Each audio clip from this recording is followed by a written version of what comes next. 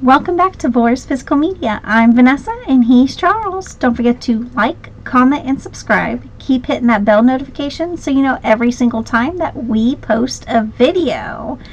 We've got a movie review for you guys, and it's for John Wayne fans. And this is actually not a Western.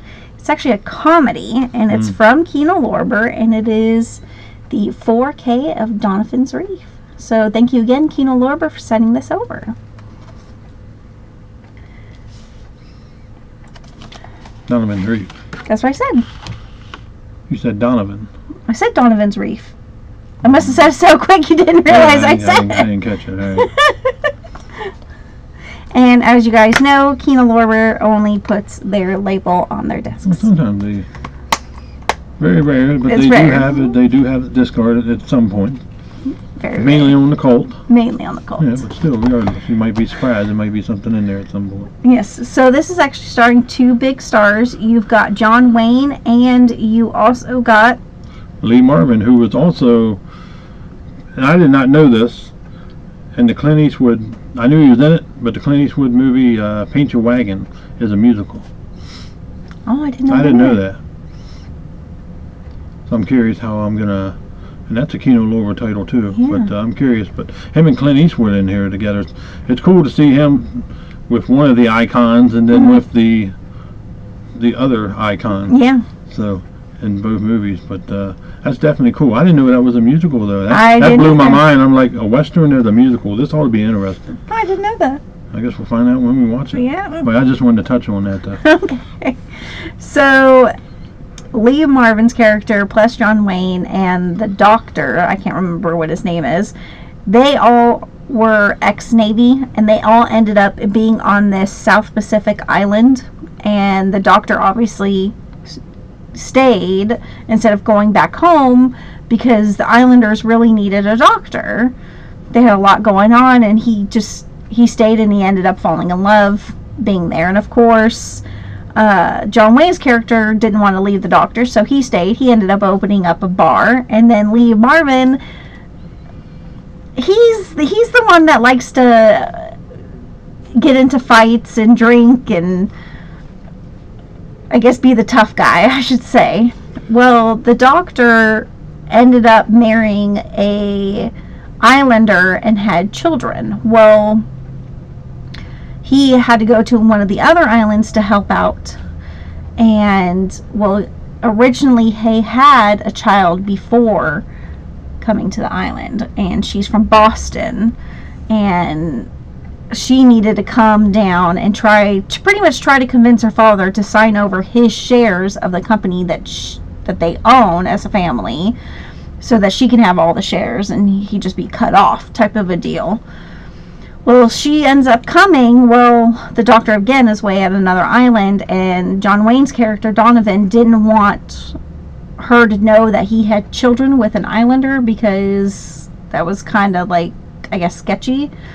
So he took the doctor's kids as his own, which was very funny. And so this is the story about the older daughter finally getting to know her dad, and then also figuring out that she's got other siblings, and the other siblings are actually pretty important, especially the second oldest daughter. I'm not going to give it away so you guys can watch it. It's different to see Lee Marvin. I can see in a comedy because he's kind of goofy, but John Wayne, I've never seen John Wayne in a comedy before. It's kind of like Clint Eastwood. He's like, most time he's serious and he has that sarcastic. There was sarcastic moments with John Wayne in this movie. That's what I expect from him, but it was weird not seeing him in like the Duke role, right? Say. Like the full-on serious type role. I'm used to that part, so this was like totally different. I didn't know if I was going to like it or not when it first started. I'm like, oh, this is not a Western. It's not. Right. I knew it going in, but I'm like, maybe it'll have a little bit of Western feel. Well, it didn't.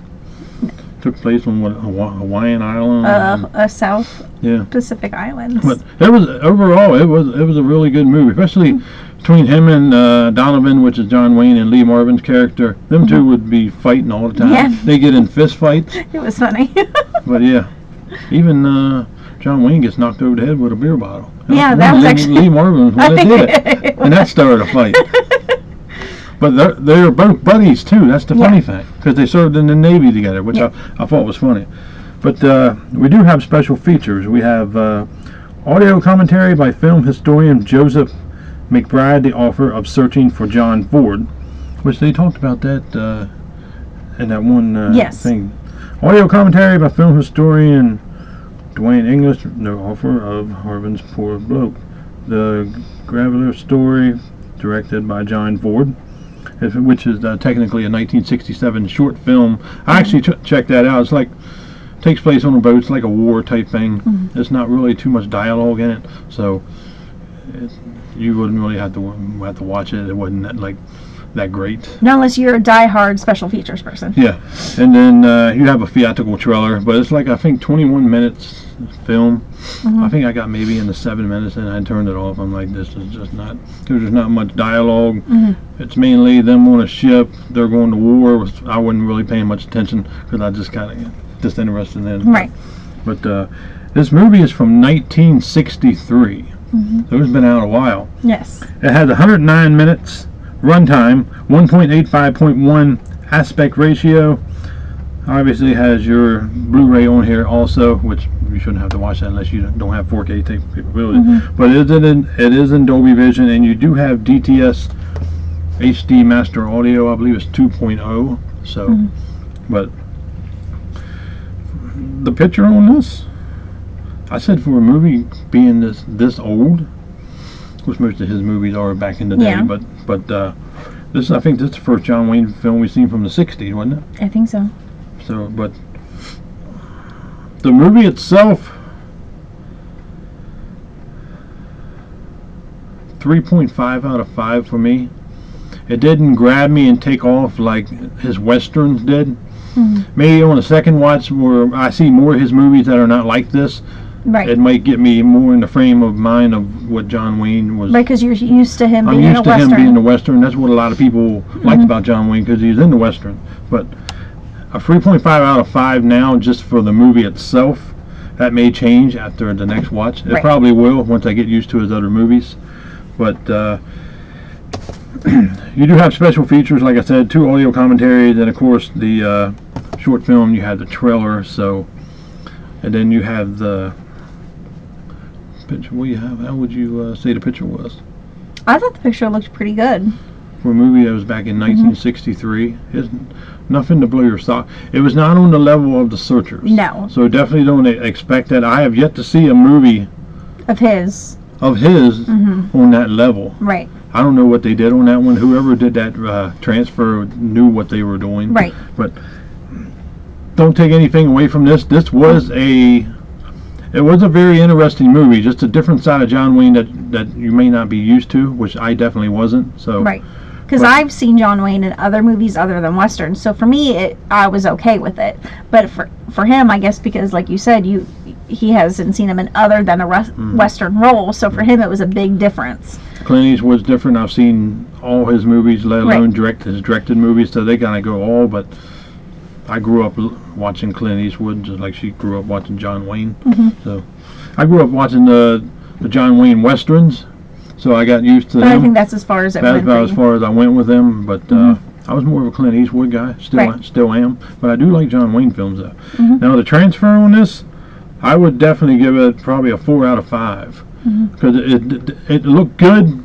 I could say it looked great, but it could have looked better. Right. But you had the grain here and there where you could see it, which was good. Now the water and then the islanders and all that and the surroundings, the backgrounds, that really looked good. And like John Wayne's face, I thought looked normal. It didn't look like in Rio Bravo. Looked like he had a tan, and he didn't have a tan. But the color timing and then just the coloring overall in the movie. And the blacks got handled very well also. Yes. I thought. Like, once again, though, it's all based on what type of TV you have is how it's going to look. Because we don't have every capable TV in our house to describe it on, like a Samsung, a Sony, an LG. So we do it from our perspective on what we see on our screen in front of us. We do have a high-end LG TV, so take that how you will, because every TV is going to look different. Yes. Like Samsung's significantly brighter than an LG TV. Sony supposedly has the best processing. I tend to disagree with that, but we have Sony fans out there. Unfortunately, I'm not one of them, but like I said, different TVs, even lower budgets, mid budgets, We're all and gonna high-end, have it look different, Yeah. but for us, that's how this looked. The nits weren't that high on this, so it wasn't like a movie that was super bright. But the water looked good. It did. Along with the bar, obviously. The It actually boats. looked like water. Yeah, you got the boats and all that. I mean, overall, between the movie, the special features, and the transfer, it'd be a 4 out of 5 for me. Because I kind of bumped it up just because of the way the transfer looked. I love watching older movies just to see what they look like, especially black and white. Because black and white on a OLED Looks phenomenal. I don't think there's any other TV that could top black and white movies unless you're using an OLED. I'm sorry. Right. But I agree with you. I agree that's a 4 out of 5. would I recommend to pick this up now? Actually, yes, because they're actually on sale right now. You can get. We will link down below. This is on sale right now, as far as I know, for a little over $22 on Amazon, which is not a bad price for this. I think this is what, $30 when it first came out. So that's like $8 off. I mean, would I recommend to pick it up? Yes. It's actually a good movie. Not one of his best movies, but it's a pretty decent movie.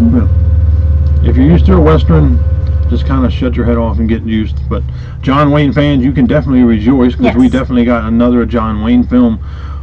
Bring more on, because I'm definitely more excited to watch more John Wayne, let alone more Clint Eastwood. Yes. So, thank you, Kino Lorber. This was a stellar release. Keep releasing John Wayne, please. Absolutely. Like, comment, subscribe, and we will see you on the next one.